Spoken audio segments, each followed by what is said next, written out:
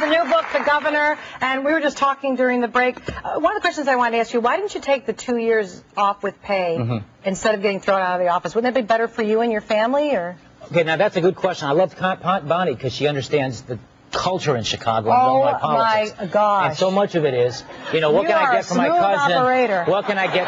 Well, you just said it yourself. You understand that. It's a No, I understand you because you're such a handsome man. I know you're going to understand me when I say this about how intelligent you are, because only an intelligent person can understand what I'm about to say. No, I'm doing you. I'm doing you.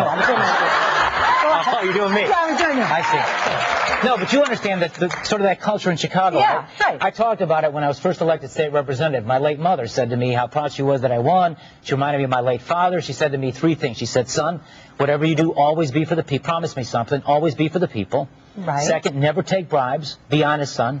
And I said, I will to number 1. I will not to number 2.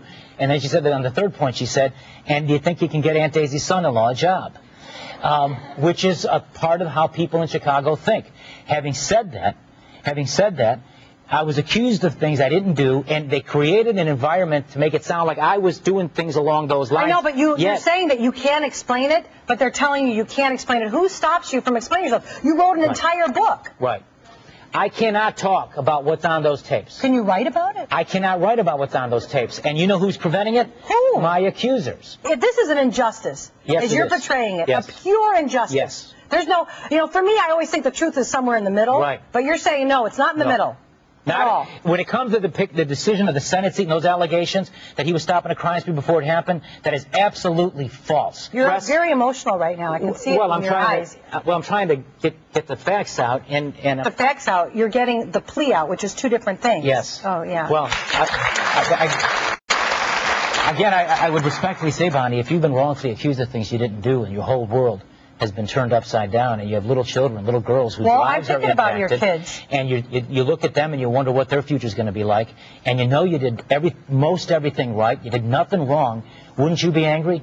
And wouldn't you demand justice? And wouldn't you be frustrated if you couldn't let the people hear what's on those tape conversations and what the truth is? Absolutely. That would be, I think that would be extremely painful. Yeah. But I hope on behalf of your children, for whatever the actual truth is, that you are come clean with them for their sake, whatever mistakes or whatever it is, that some way you will accept accountability for their sake. And I know how hard it is. It's tough when you're walking that fine line of saying this isn't right and nobody can hear you. That's what it must feel like. Well, that's with all due respect, a little bit on the show with you, it does a little bit.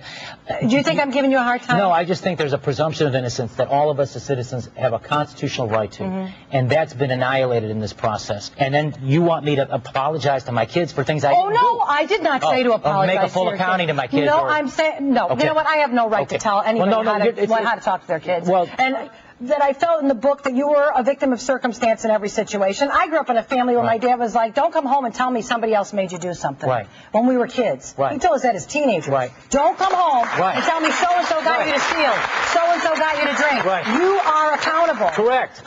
For the wrong things that you did. However, if you came and the right things that you did. Okay. You're accountable for those, If you came home and your dad said, Bonnie, you shouldn't have done X, Y, and Z, now don't make excuses and don't blame others, and you didn't do X, Y, and Z, what would you tell your father?